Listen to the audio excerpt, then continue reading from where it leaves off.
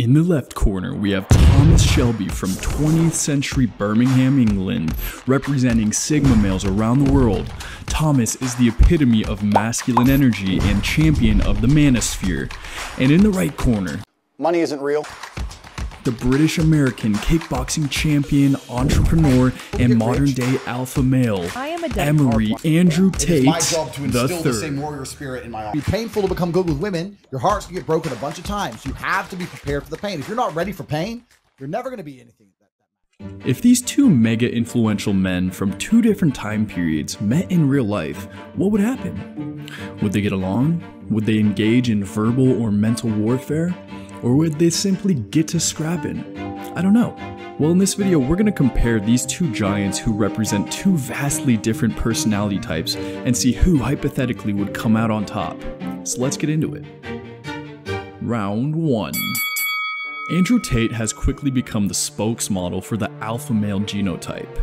He's taken over the internet by storm, going on a parade of podcasts, defending traditional gender roles. Tate has garnered a huge following over a very short period, either loving or hating him, leaving no room in between. His debate chops are on par with his kickboxing skills, as it seems everyone he goes up against, he easily dismantles. On the other hand, we have Thomas Shelby. A quick YouTube search proves he's the quintessential Sigma male.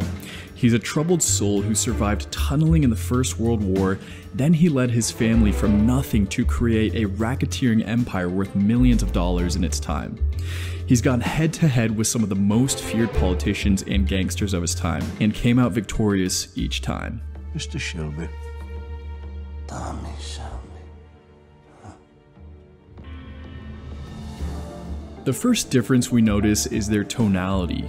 While both men are obviously intelligent and have quick wit, the way that they deliver their information is quite different. When arguing, Andrew assumes a louder tone with exaggerated emphasis on certain words, which has an immediate effect of intimidating his opponent. No school, no business school, no university will guarantee you month on month you make out more than you put in. None, only mine. And I don't exist in a vacuum. The educational system exists in a vacuum. Although this is effective at the forefront, they will soon catch on to this just as their natural state, and over time the loudness of his voice will lose its effect. On the contrary, let's take a look at how Thomas Shelby debates. You and your specials will leave my businesses alone from now on. No more raids into our territory, no more smashing up pubs, no more lifting my runners. You will turn a blind eye to all of my gambling operations. He has a much calmer, more static tone of voice. If I was to guess, it's probably 2 or 3 decibels less than Mr. Tate. The advantage of this is he remains emotionally unreactive, not giving his opponent the pleasure of riling him up. Also, his minimal use of loud thundering tonality makes it 10 times more impactful when he actually raises his voice. Why? Because we fucking can! Because we fucking can! And if we can, we do! And if we lift our heel off their necks now, they'll just come at us! Another example of someone who does this is Elon Musk.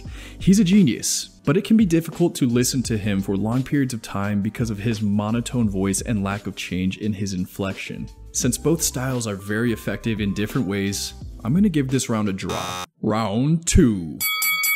Body language is one of the easiest ways to have an immediate commanding presence. A simple 3-inch difference in your spine position can make the difference between looking like a slob who plays video games all day or looking like a Fortune 500 CEO. Let's take a look at the posture and body language of Thomas Shelby. Mr. Shelby has a very commanding presence. He walks with his head up and his chest out. He has a wide stride and walks with intent.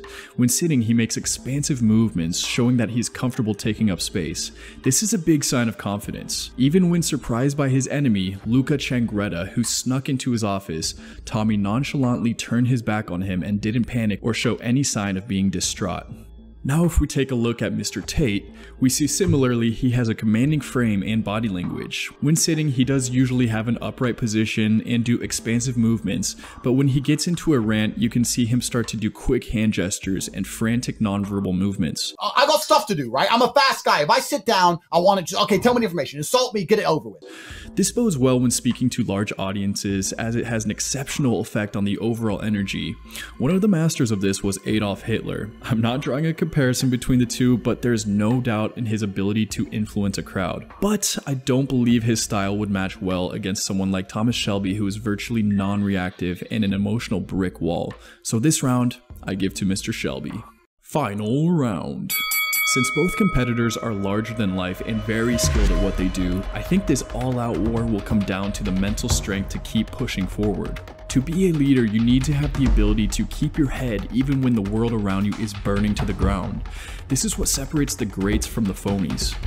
The alpha male Andrew Tate no doubt has had a difficult road to where he is now. He's a 13-time kickboxing champion, which of course takes an incredible amount of work, will, and mental dexterity. He has created a fortune for himself, albeit in questionable ways, but it's not like Thomas ran an orphanage or anything either. And Tate has conquered the internet and met every confrontation with the gusto of a berserker. There's no doubt that Tate has incredible mental fortitude. But in my opinion, his mental fortitude pales in comparison to that of Thomas Shelby. He is a man who dug the French tunnels in the First World War, he saw countless die, he's seen his brothers die, his children die, and even his wife died in his arms, but yet still found a way to push forward and keep winning time and time again. If Thomas Shelby met with Andrew Tate, I don't believe they would get along. Thomas Shelby has the utmost respect for women and treats them as his equals. Tate, on the other hand, says they are quite literally property. If a woman is going out with a man, she belongs to that man. That's his woman. So she wants to do OnlyFans. She owes him some money because she's his. After seeing his tantrum-like display of emotion, I think he will choose to not participate in the childlike arguments. He would most likely sit there blankly as Tate rambles along, calling him names and insulting him. Then Shelby would calmly respond with a profound one-liner as he put on his tailored jacket and walked away. And as the old saying goes, cooler heads will prevail. Now obviously it's impossible to compare a real-life person to a fictional character, but what do you think? Would they get along? Let me know down below. Thanks for watching. If you haven't already, please subscribe. It helps the channel a lot. And until next time, goodbye.